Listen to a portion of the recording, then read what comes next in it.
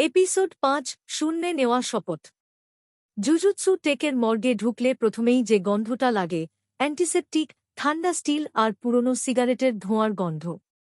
এই গন্ধটা আমি ভালোভাবেই চিনি। এটা এমন এক গন্ধ যেটা বলে দেয় একটা গল্প শেষ হয়ে গেছে, তার আগেই বইটা বন্ধ হয়ে গেছে। আমি দেয়ালে হেলান দিয়ে দাঁড়িয়েছিলাম, হাতে রেবেলিয়ন, মাথার ওপরে বাজছে বিরক্তিকর ফ্লুরোসেন্ট লাইট। রুমের মাঝে স্টিলের টেবিলে শুয়ে আছে ইউজি ইতাদোরি। হাসি নেই, প্রাণ নেই, শুধু একটা ছিদ্র বুকে, যা আমি থামাতে পারিনি। শোকো ইয়েরি, স্কুলের ডাক্তার, কাগজপত্র দেখে সিগারেট টানছিল। তুমি আবার ভাবনায় ডুবে আছো, সে বলল। ভাবনা আর ব্রুডিং এক না, আমি বললাম। ব্রুডিং ব্যাটম্যানরা করে, আমি ভাবছি প্রফেশনালি। আমরা কথা বলতেই দরজা সরে গেল, আর ভেতরে ঢুকল সাতরু গোজো। যে লোকটা সাধারণত হাঁটাহাঁটিতেই ডিস্কো লাইটের মতো এনার্জি ছড়ায়, আজ সে পুরো নিস্তেজ, রাগে জমে থাকা বরফের মতো। ওরা ইচ্ছা করেই ইউজিকে মরতে পাঠিয়েছে, গোজো বলল। রাজনীতির খেলায় বাচ্চাদের বলি দেওয়া, এটা আমি বহুবার দেখেছি। হঠাৎ শোকো বলল, দেখো, দুজন দয়া করে বের হবে। আমি বড়ি ইনসিনারেটরে পাঠাব। গোজো একটু থামল। ১ মিনিট। আমি বাইরে বেরিয়ে এসে মাটিতে বসে থাকা মেগুমি আর নোবারাকে দেখলাম। দুজনেই চুপচাপ। দুজনের মধ্যে দুভাবে শোক কাজ করছে। ভাই, কঠিন দিন গেছে, তাই না? আমি বললাম। নোবারা চোখ রাঙিয়ে বলল, তুমি তো খুব হাসিখুশি দেখাচ্ছ।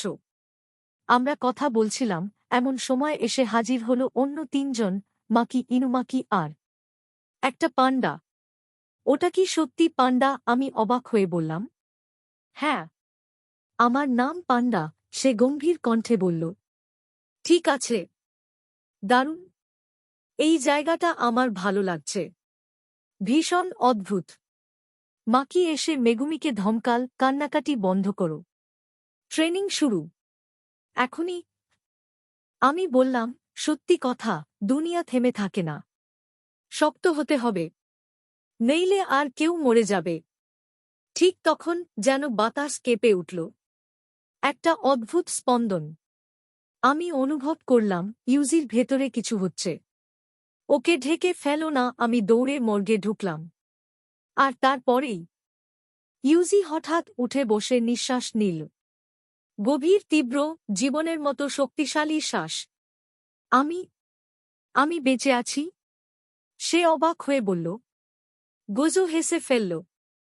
শোকো হতবাক। আমি বললাম, বাহ, ব্রেকফাস্টে দেরি করলে তো এমনই হয়।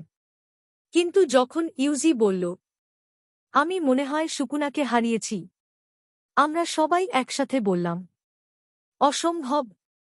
কিন্তু সে বেঁচে আছে, এটাই সত্যি। গোজো শান্ত গলায় বলল, ইউজি, বাইরে সবাই মনে করে তুমি মৃত। এখনই সত্যি জানালে ওরা আবার তোমাকে মারার চেষ্টা করবে।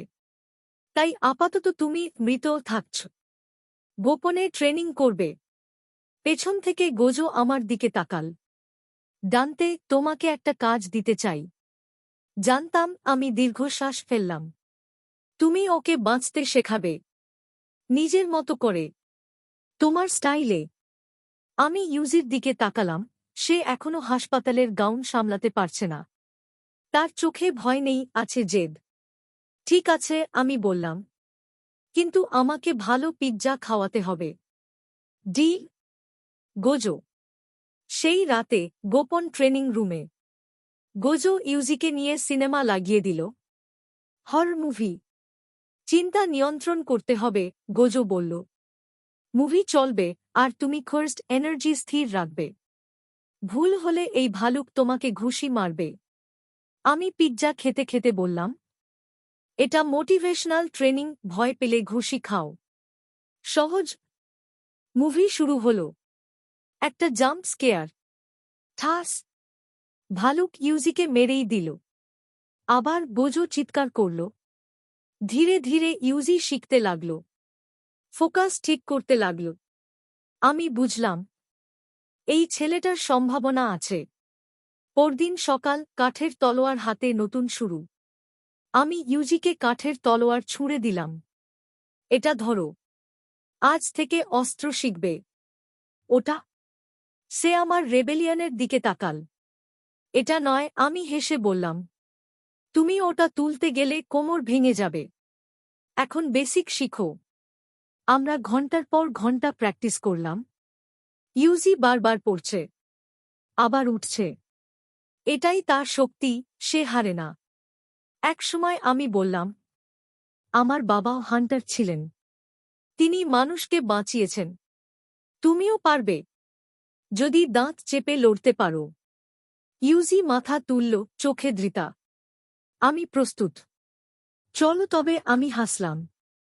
এবার শুরু হবে লেভেল 2, রয়্যাল গার্ড। ঠাস! ইউজি আবার ঝোপে গিয়ে পড়ল। এটাই, আমি চিৎকার করলাম। আবার ওঠো। এভাবেই শুরু হলো আসল ট্রেনিং। আর তার বাইরেই আসছে এক ঝড়। যোগো, গেটো আর অন্য অভিশপ্ত আত্মারা চুপচাপ পরিকল্পনা করছে গোজোকে সিল করার আর সুকুনাকে নিজেদের পক্ষে আনার। কিন্তু এই মুহূর্তে টোকিওর জঙ্গলের মাঝে এক ছেলে আর এক শয়তান হান্টার তলোয়ারের শব্দে নতুন ভবিষ্যৎ গড়ে তুলছে।